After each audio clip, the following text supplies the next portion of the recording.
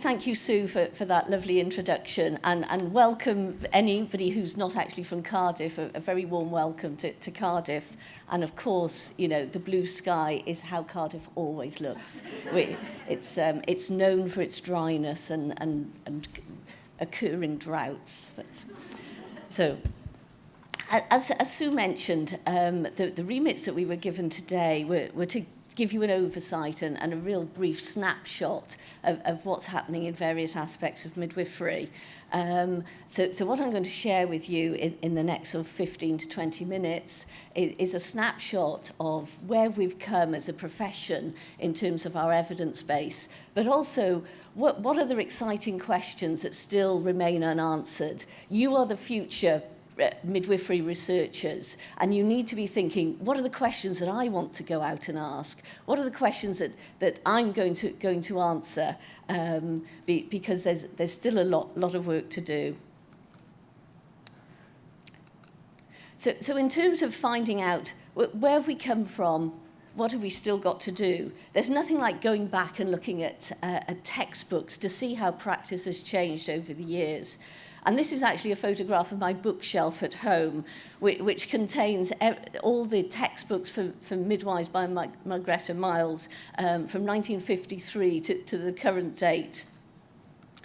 But you have to go to the 11th edition, which was published in 1998, before there was a section on research. In the previous couple of editions, it did sort of nearly sneak in. There were a couple of studies that got a mention, but there wasn't actually a whole chapter or a whole section until 1998. And of course, for most of you, you think that sounds like ancient history, but for me, it's not. That's my life. It was in that time. So let's go back and actually look initially at some early labour care that was recommended. So these are pictures from the 1959 edition. You will notice that the midwife has a rather scary shadow behind her on the wall, which kind of looks like some Alfred Hitchcock film. So this warm and welcoming midwife is greeting a woman in early labour. And there's particular things that she's instructed to do. And the first is that every woman must have her pubic hair shaved. So the instructions to the midwife is the razor blade should be sharp, the pubic hair well lathered with green soap. I'm not sure what was special about green soap, but someone may know that. And the shaving strokes made in a downward direction to avoid unnecessary pain. And next, of course, came the routine enema, which was recommended for all women at the onset of labour. And after that, the woman needed to have a bath. And it was quite interesting. The rationale for offering the woman a bath included that from a practical point of view, it has much to recommend it. Otherwise, it's difficult to remove all the short cut hair after shaving. So it's probably a good example of one of the first cascades of intervention that was around for midwives. So let's look at that early pregnancy, early labour care in a little bit more detail and see where we went from there, but also what we've got left.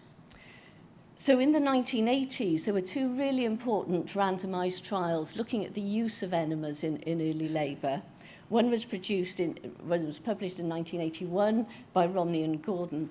And interestingly, initially they had difficulty persuading midwives to randomise women because they felt it was so important that they had an enema that it wasn't right that women were randomised not to receive one. However, after a short time, midwives changed their minds and actually didn't want to randomise women because they felt that women shouldn't have an enema. So we've been stroppy when it comes to randomised trials right from the very beginning. And then a second trial was published in 1984, which was conducted by Sheila Drayton and Colin Rees. And with this was an interesting trial. It was probably a better conducted trial than the previous one, but it was published in the Nursing Mirror, because at that time the British BMJ wouldn't accept publications from non-medics. So again, we've come a long way in that respect. So Enemas kind of went out really in the late 1980s, early 1990s. But it's interesting that even 30 years beyond that, when the WHO have produced guidance on intrapartum care, they still feel the need to mention it because the rate at which evidence is put into practice, not just in the UK, but start to think globally about how evidence is put into practice. Women are still being offered enemas in many countries in the world. And in 2018, the WHO said that they should not be offered as a means of augmentation of labour, and women shouldn't be offered routine enemas. So it takes a long time to get messages out there. But I think from the UK, we won that one quite quickly. So let's just think about where we're currently at with care in early labour. And we've swung from all women coming in early labour and staying in our unit, to that most women are now, and NICE recommend that if a woman isn't in established labour, she's encouraged either to remain at home or return home. But I do wonder whether we've got that balance right. And I think there's questions to be answered around that. Billy Hunter's work looking at access to getting into hospital suggests that actually lots of women find it very difficult to be allowed through the doors of our units when they've chosen to come into them to give birth. And it's not unusual to hear things such as, on the phone, "You're welcome to come in, of course, come in and we'll assess you, but if you're not 4 centimetres, we'll send you home again." What sort of message is that giving to women? And also, how do we care for women with a prolonged latent phase? There's no definition of prolonged latent phase, and really we don't know how to manage it. And to me, that's definitely one to go on the list. When we look at antenatal care, schedules of antenatal care were challenged quite well in the 1990s. There were a whole series of randomized trials looking at different schedules of antenatal checkups. Until that time, really from the post-war, women were seen monthly to 28 weeks, fortnightly to 36 weeks, then weekly until they gave birth. And in the 1990s, that was challenged through this series of trials, and they informed one of the first NICE guidelines that related to maternity care was the antenatal care guideline published in 2003, and they informed those. But really, there's still a huge lack of evidence around schedules of postnatal care, postnatal checkups. Are they better provided is care better provided at home or in clinics? And what we're seeing is a change in the provision of postnatal care, really with very little evidence to support that. And if you go back, if you look at the NICE postnatal care guideline, one of its main characteristics is its lack of evidence and is the lack of references that are in that guideline. So there's a lot to do around postnatal care. One of the other continuing challenges is how we offer women high-quality continuity of care. These are photographs of Caroline Flint, who was a complete radical in her time during the 1980s. She ran the Know Your Midwife scheme. Women loved it. She loved it. Everybody loved it. Changing Childbirth was produced in 1993 that said women should have continuity of care. We know it's great for women, and yet we still struggle. We're still struggling to provide high quality, good continuity of care. And how do we do that that's in a sustainable model that's good for women and good for midwives? So let's move on a little bit. We'll look at episiotomies and perineal care. So Jennifer Sleep published a classic trial in 1984. I'm really digging them out today, aren't I, Fia? But looking at routine versus elective episiotomy during birth.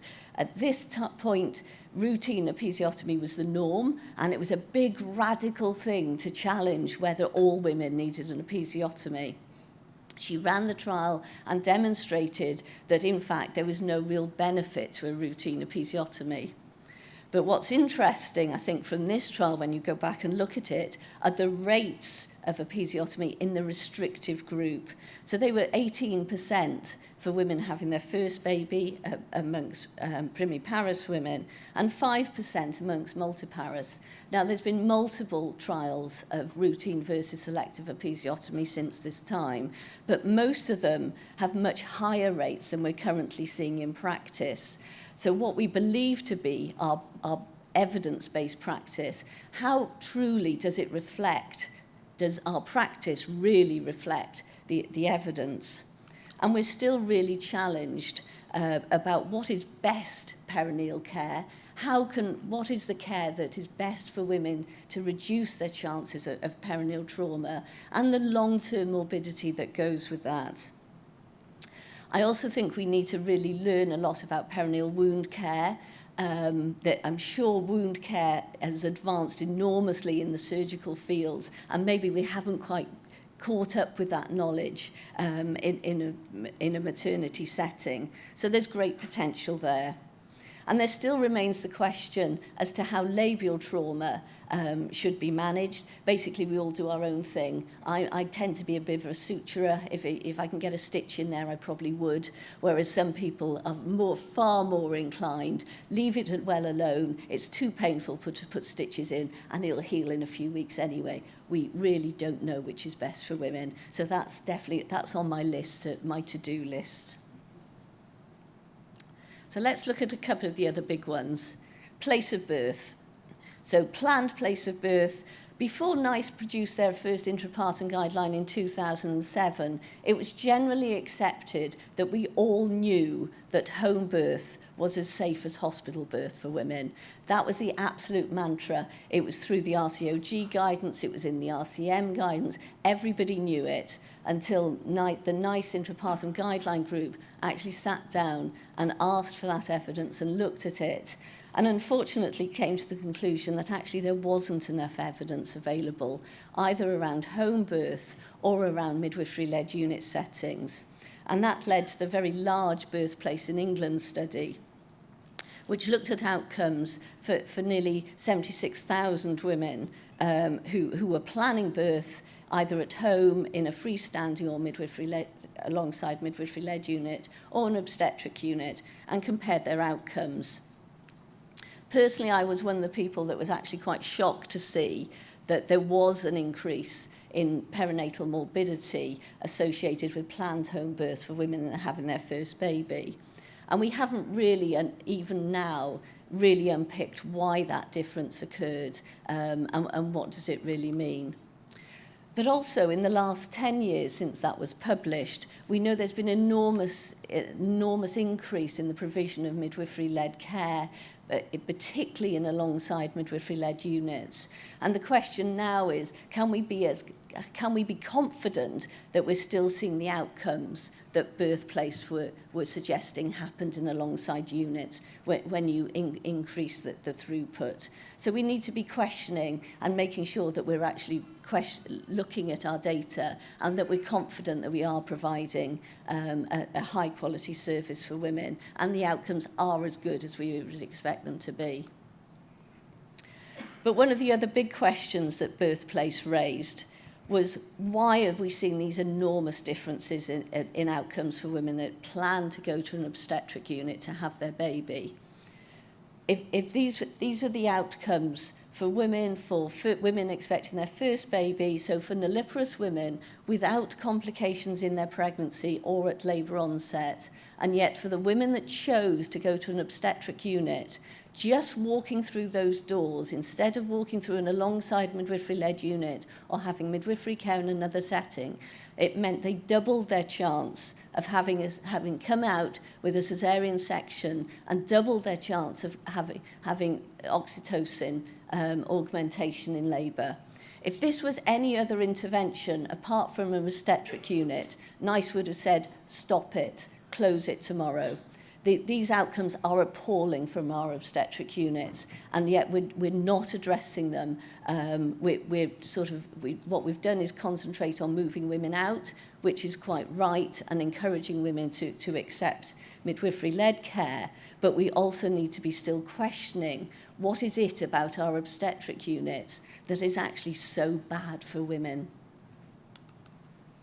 We know that it's probably got something to do with environment. So what is it about that environment of care that is so different between our obstetric unit and our midwifery units that we're actually influencing the outcomes for women? And that really needs to be explored. Is it the staff? Is it their environment? Is it the way that women react? What is it? And we really need good sociological studies to really unpick that chain of events that leads to women receiving increased intervention.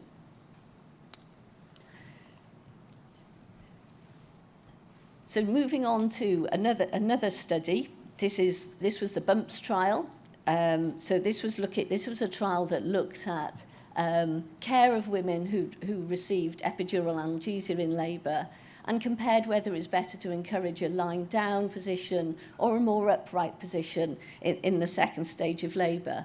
It's fair to say it struggled to recruit because midwives knew that the upright position would be better, and they didn't want to expose women to lying down. In fact, the results showed that women were more likely to go on to have a normal birth if they were allocated to the lying down position.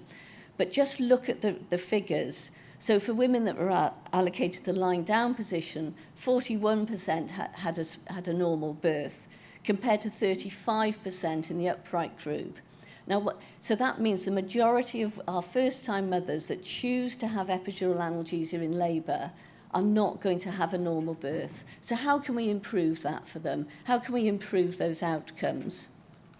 But also, for your own practice, are you absolutely confident that you've introduced that into your practice? So for every woman that you care for with epidural analgesia, first-time mothers, are you encouraging them? Are you putting that evidence into practice? It's absolutely free to do, takes no resources, and yet we know that in some places that's still not happening. So please get out there and do that. Let's look at a couple of the big ones that needs more attention. Firstly, it's staff well-being. The WELM study that was commissioned by the RCM and led by Professor Billy Hunter showed much higher rates of anxiety and stress and burnout in our UK midwives that were inspected, all compared to other units. And yet we've still got challenges. What are the best working arrangements for midwives? What's the best size of maternity units? Our maternity unit sizes have increased enormously and largely driven not through sound evidence but through medical rotas, the need to pull more women together to be able to staff particularly neonatal rotas and obstetric rotas. But is that best for women? Is that best for midwives? We need to be finding out. Another big one that we missed, which we're now trying to make up for, is water births. We know that the studies to date do suggest that the outcomes are very similar actually for water births for mothers and babies, and yet there's still really important clinical questions, particularly around whether the incidence of perineal trauma and severe perineal trauma is affected by women choosing to have a water birth, and for babies is particularly whether there's an increase in respiratory problems for babies after birth. Some studies suggest that there's not, but there's still clinical concerns, and the pool study is currently ongoing using routine NHS data to answer that question. But because the outcomes are rare, we need large numbers. So we need at least 30,000 women to be in that study to be able to definitively answer those questions. So this is just a list, my little list of, in no particular order whatsoever, of aspects of care that still need real work developing. So there's plenty for you to do. So when you're thinking about your career moves, please consider come into research. If you've got ideas, there's plenty of people there to help develop projects. So have fun. Come into research, there's loads to do, and I promise you I could keep you busy for the rest of your careers. Thank you.